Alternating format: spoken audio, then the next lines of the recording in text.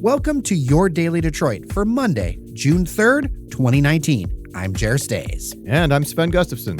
Welcome home, Jer. You were marooned on Mackinac Island, shipwrecked, I believe. Yeah, but I came back with this great pineapple shirt. That's fantastic. You're looking good. Well, it is good to be back, good sir. Good to be back.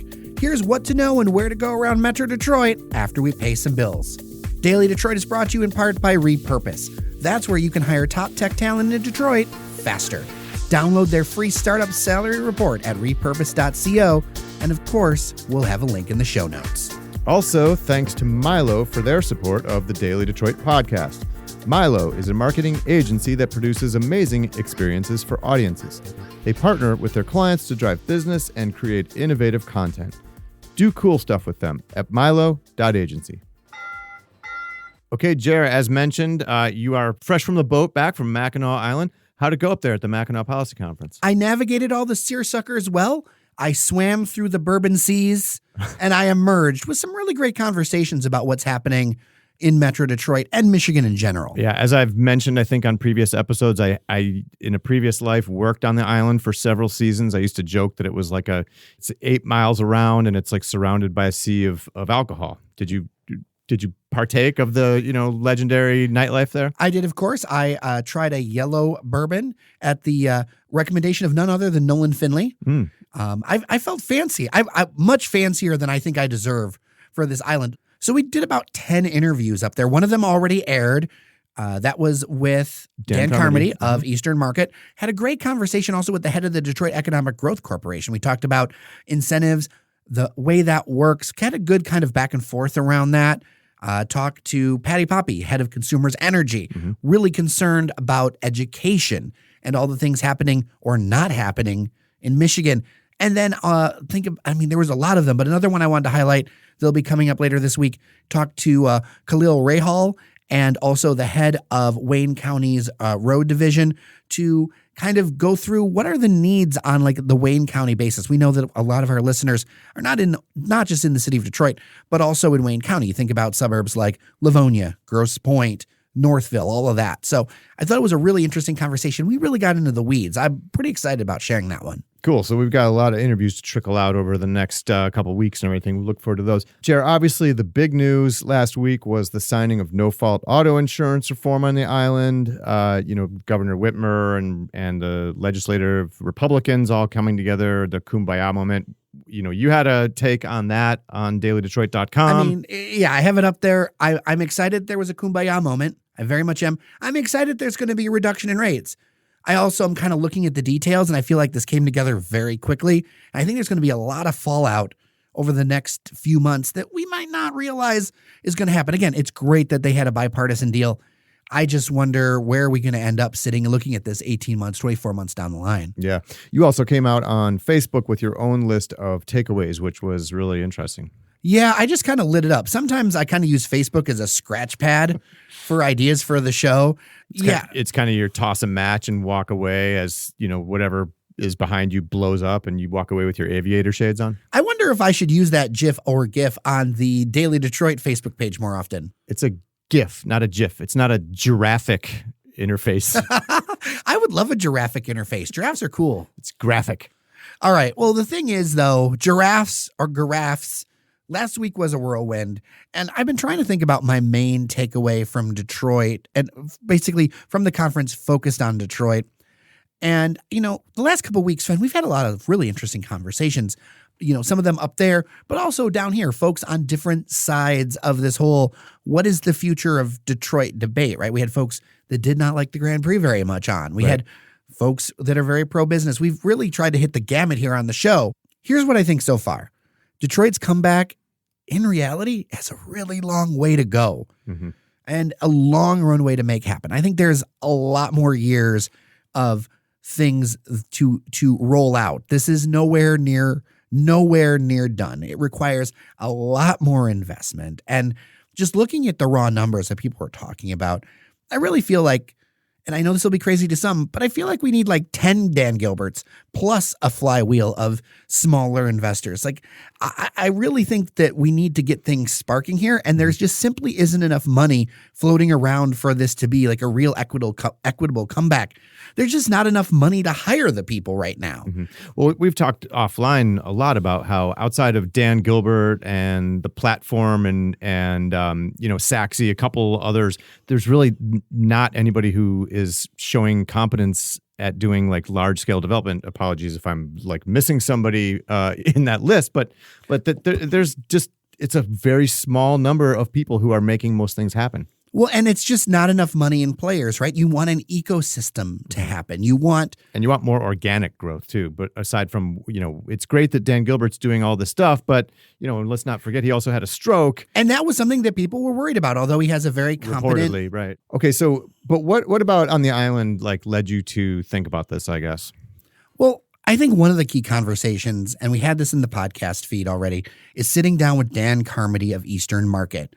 And just how far away it is from becoming something like a seven day a week full-time market. I think most people think of Eastern Market as a retail destination, but in reality, it's wholesale. In reality, it's a job generator. It's much more activity happens with Wolverine Packing and Germac and all these other companies than what we see on Saturdays. Mm-hmm. Right. And he said so. He said there's just not the demand there anywhere near yet for 7 days a week.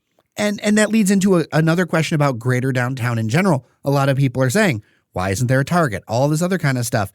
But from what I've been able to kind of gather, we still don't have anywhere near enough people to really make this happen, not without huge incentives. And if you think about things like the Whole Foods, places like that are actually subsisting in a lot of ways. They draw a lot of people in from like the working crowd, but also you've got that whole medical center right there. All those people who work there who grab stuff on their way home out to the suburbs and who have the high income because they're working in the medical field to support it. It's not that Whole Foods, although yes, it serves a community. Yes, people shop there. I've shopped there before as a resident.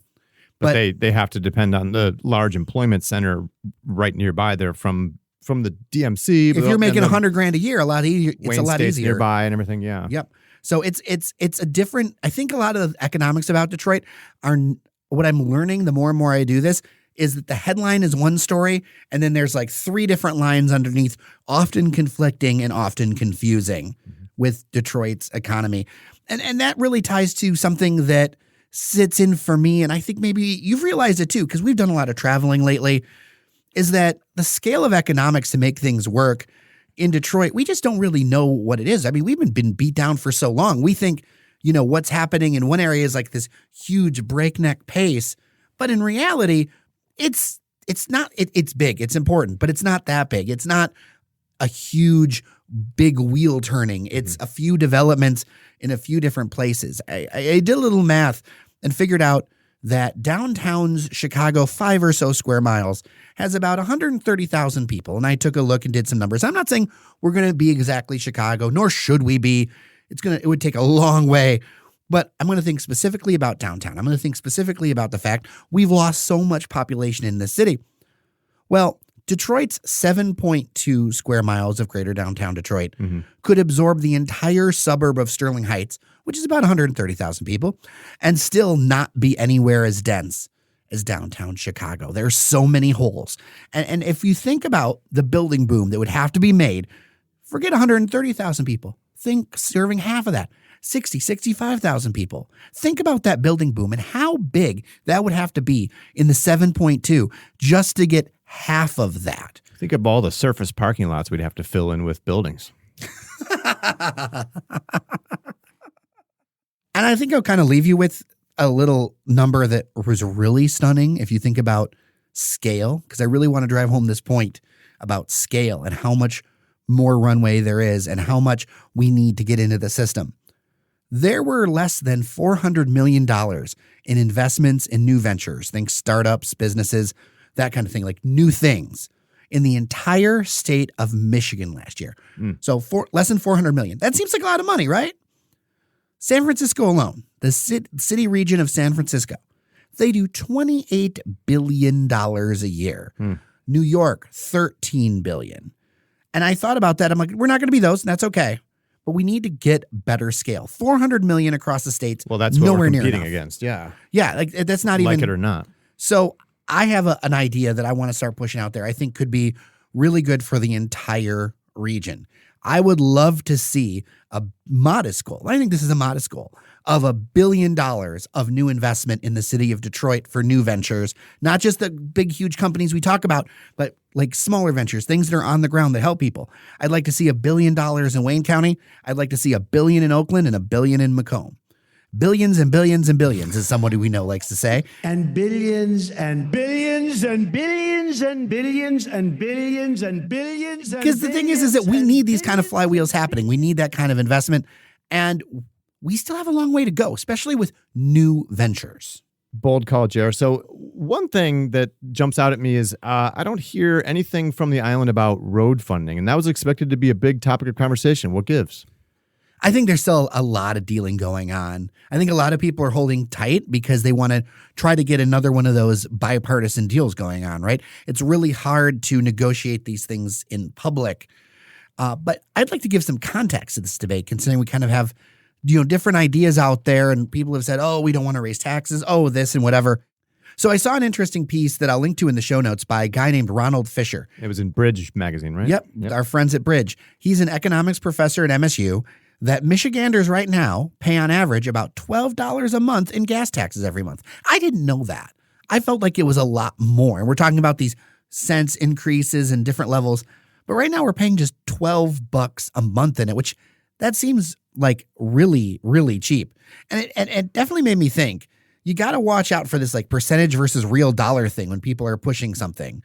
And the numbers work out that apparently for every $10 per month in gas tax an average Michigan driver pays, we raise about $1 billion for the roads. So I think the real question is are we willing to pay $20 to $25 a month?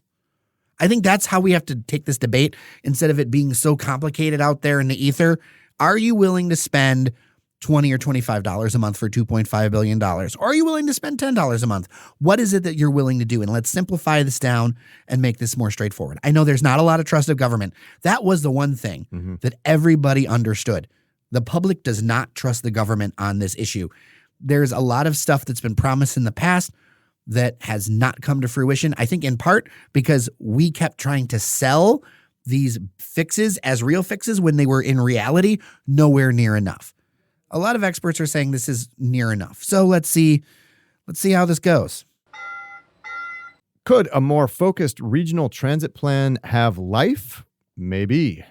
Paul Hilligans, who we've interviewed here on this show before, is the chairman of the board of the Regional Transit Authority.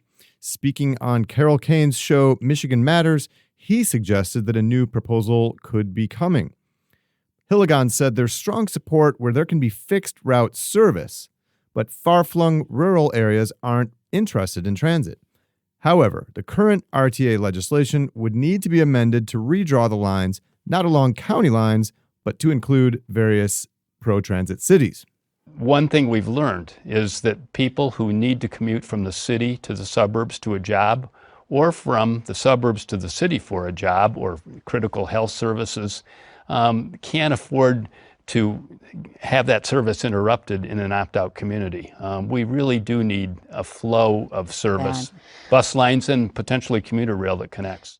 I also had a lot of background conversations up at the conference that suggest a more focused look at transit would have wide support.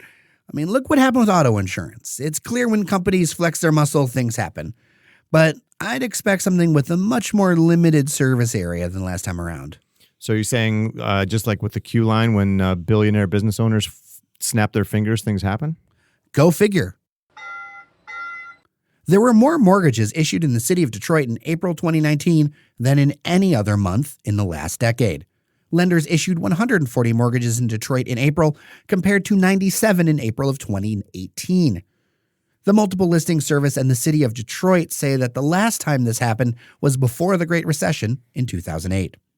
The city says the Detroit Home Mortgage Program has helped drive this, as many houses in the city don't appraise for what the home could be sold for. The program provides gap financing of up to $75,000 through a secondary loan. The city has had very few mortgages over the last few years. Mortgage origination was as low as 250 in all of 2012 in a city of more than 650,000 people. Last year, there were nearly 1,300 mortgages, so that's good news, but still far below pre-recession levels.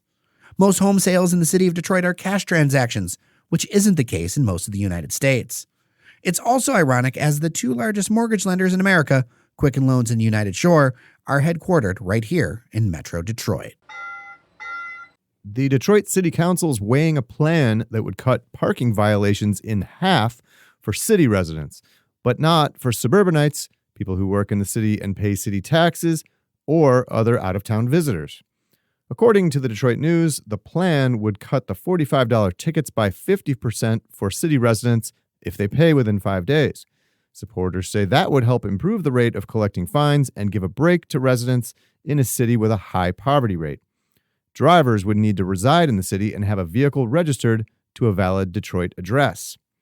Keith Hutchings heads up Detroit's parking department. He told the News that about 80% of parking violations in Detroit go to non-residents, while the collection rate on parking fines for 2018 was 74%.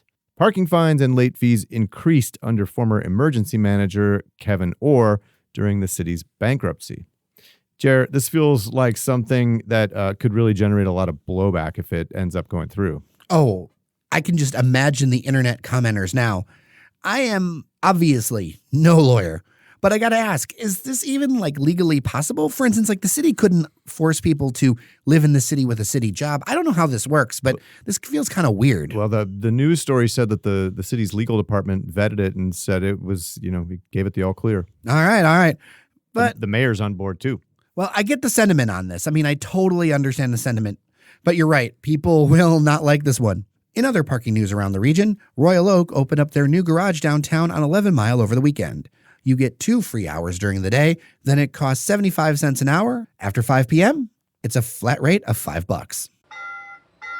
The Detroit-Windsor Tunnel is resuming nightly closures as work wraps up on its $22 million 2-year renovation project. For about a month, on Sundays through Thursdays, from June 23rd to July 19th, the tunnel will close between 9 p.m. and 5 a.m. The exceptions are the International Fireworks and July 4th through the 6th for the Independence Day holiday. The 89-year-old tunnel's concrete ceiling is being replaced, along with masonry, electrical work, and other improvements. The company that makes the popular online multiplayer game Fortnite is coming to Detroit.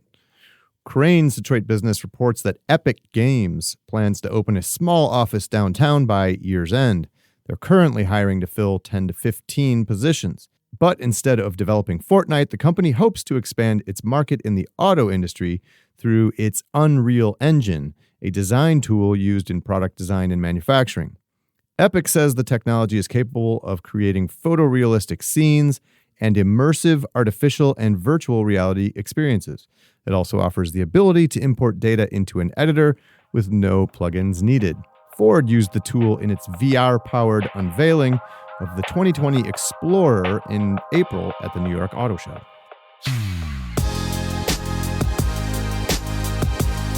And we're done for today. Thanks to everyone who helped the show, including Roger, who increased his contribution to us on Patreon. Thanks so much, Roger.